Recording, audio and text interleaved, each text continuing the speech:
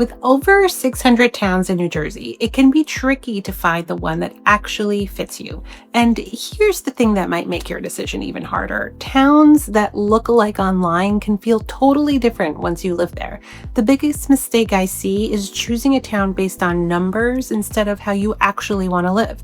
Most people don't realize this until it's too late. I'm Michelle Mamoli, and after helping hundreds of families make this move, I can tell you that picking the wrong town doesn't just cost money, it can cost you peace of mind, your time, and your quality of life. So today I'm walking you through my 6 favorite spots, showing what makes each one special and who it could really work for. So here's what trips people up more than anything when they're looking for a place to move to and when they are looking for homes. Even when the property looks perfect and the schools are top rated, towns that seem the same on paper can often feel totally different once you live there.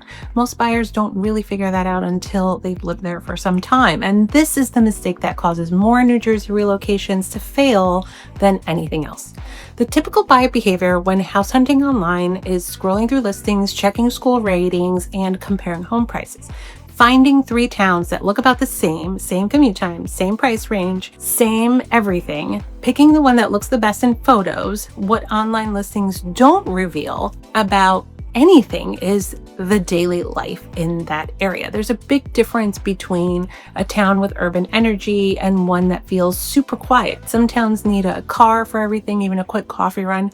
Others let you walk to coffee shops, parks, local spots, and in some places, the community vibe is very visible. You know your neighbors, events are happening, and there's a real sense of connection. Other towns are exceptionally quiet in ways that you may not expect. You'll really notice this lifestyle mismatch when you compare, say, Montclair and Chatham. Even if both towns have homes in your price range, how you live day to day may feel completely different.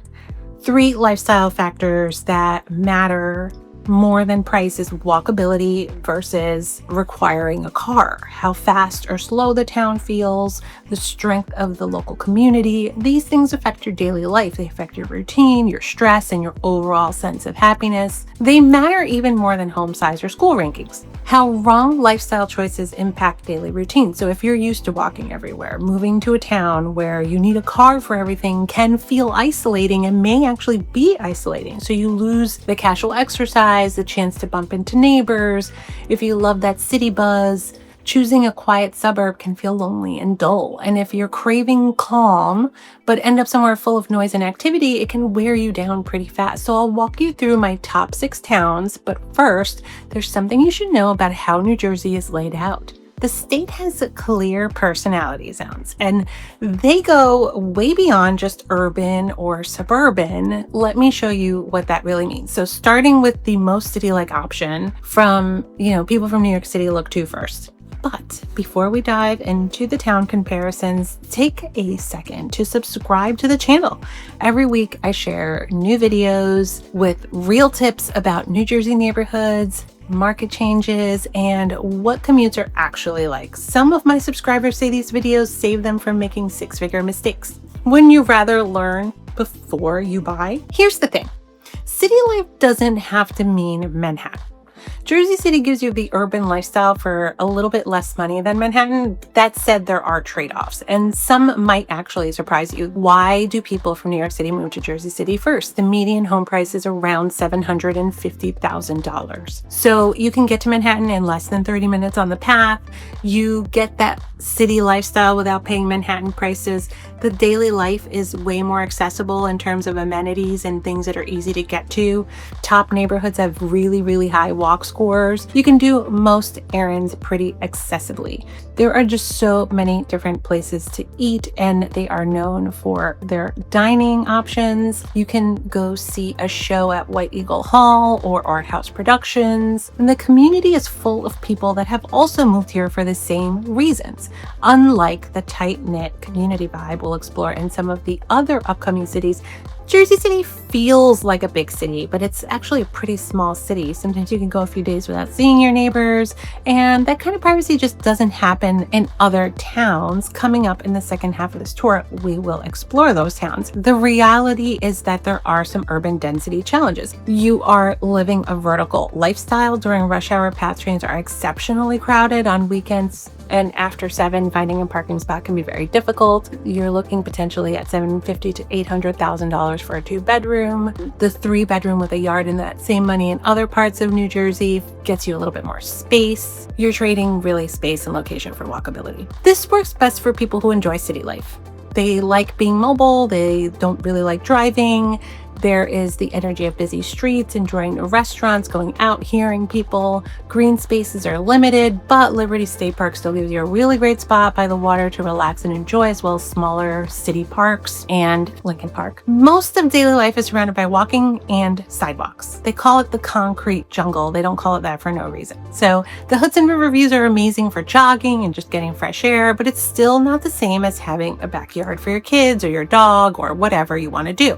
So let's take a look at the next town, which packs even more social energy into more densely populated space, and others might find it a bit much: Hoboken. If you are wondering where young professionals go for the most social action, it's going to be Hoboken. Hoboken is a little mini Manhattan. It's an extension of Manhattan. Social infrastructure and activities, sports leagues, networking events, weekend festivals, community really skews a little bit towards a younger demographic and very social. That energy comes from former city dwellers. The median home price is around $900,000. It's a top choice for many people who want city life with a small town feel. Lots of young people live here, but that isn't the full demographic. There's also families that live here as well. It's a great place to live. Washington Street stays busy almost every night. There's more social spots packed into 1 square mile than anywhere else in New Jersey. Social infrastructure, you'll find sport leagues, networking events, weekend festivals. It has the kind of energy former city dwellers miss. Later on, I'll share a 5-step decision framework that helps you match your lifestyle to the right town. And when we get there, you'll see why this kind of social setup really matters. Hoboken is totally opposite from what you'll find in family-focused areas, which we'll see in a few minutes. Most people treat Hoboken as a stepping stone rather than a permanent home. Lifestyle works well for a few years here. The constraints become a little bit problematic as priorities shift towards family life or wanting more space. There are physical environmental challenges. Parking is limited, even more than it is in Jersey City. The town is small and dense, and there's almost always noise, and sidewalks are very narrow. Most things here are centered around social scenes, bars, restaurants, nightlife. There aren't a ton of quiet spots or family-friendly places, but Uptown Hoboken is a little different. Let's see what happens when you choose peace and views, but you still kind of want to stay close to Manhattan. Weehawken. Views and commute access. Ever wonder where you could get those perfect Manhattan skyline views without all the city noise?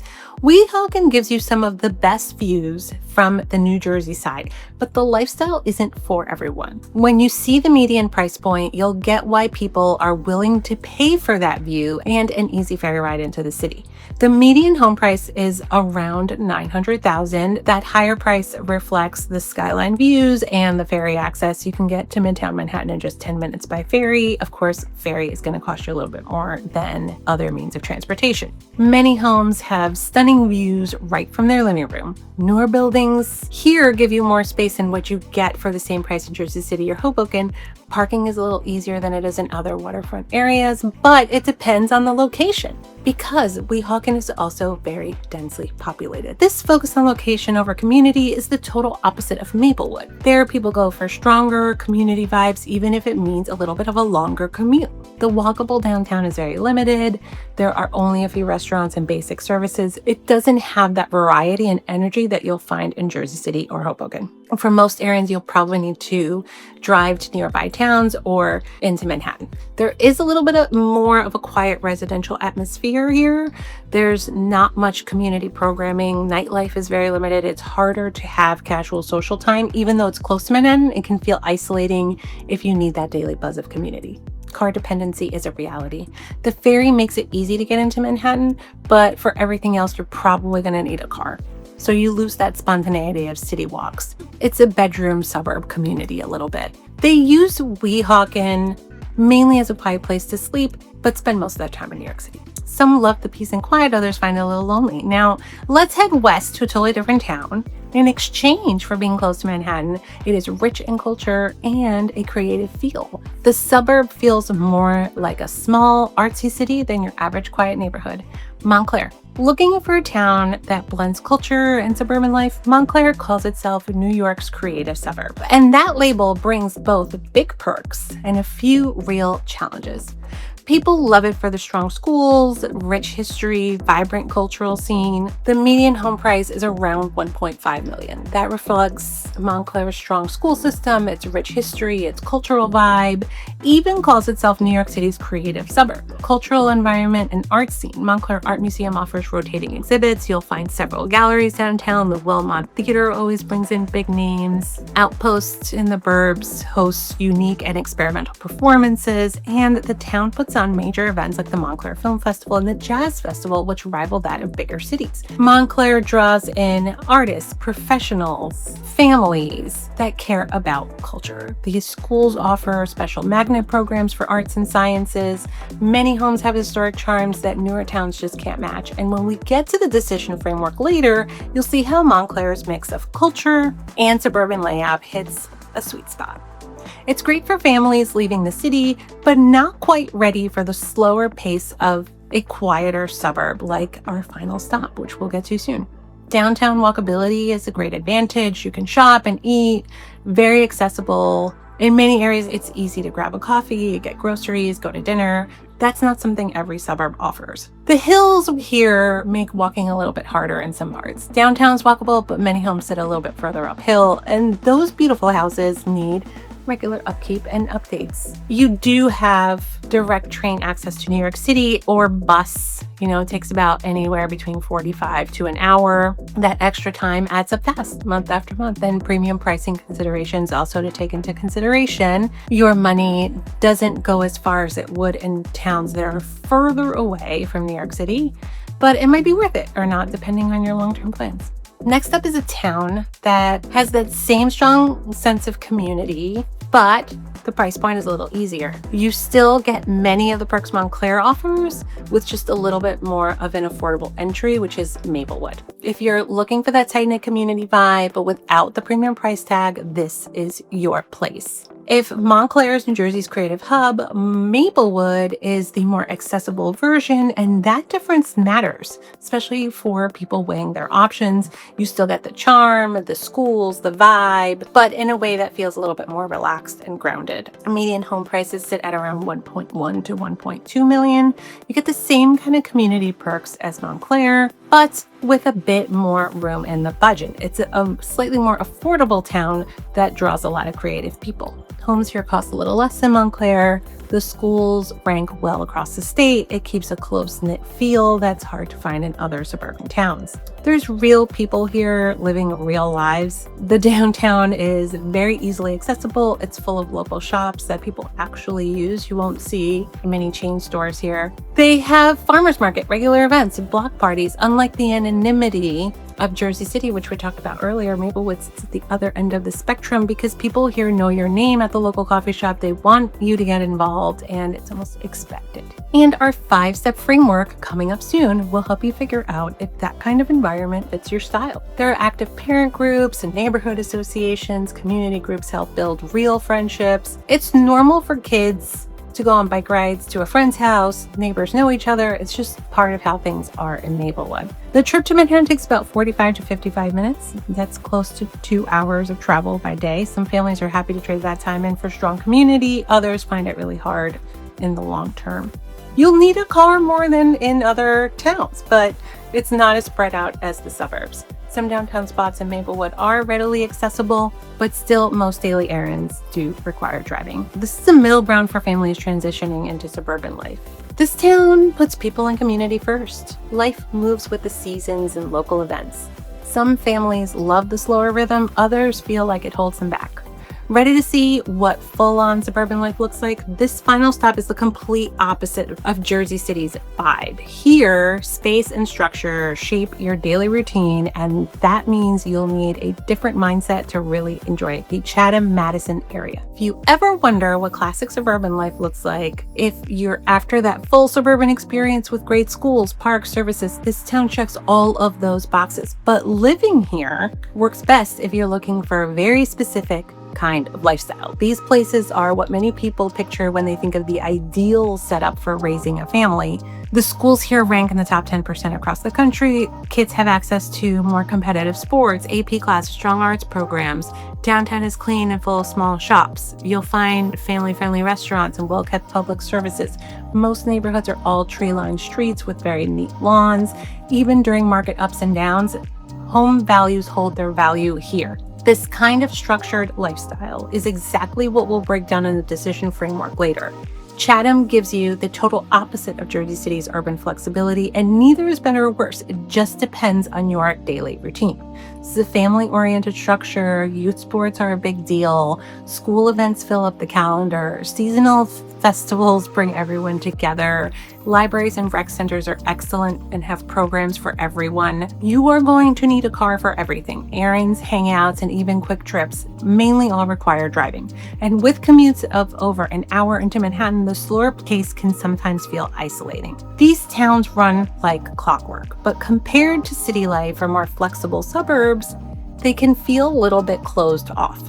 That's worth thinking about if you're used to the energy and mix of an urban neighborhood. Now that we've gone through all 6 towns and seen how different daily life can feel in each, it's time. Let me walk you through the framework I use with my clients that helps them avoid any big mistakes that we've talked about earlier and find the town that truly fits the way they want to live.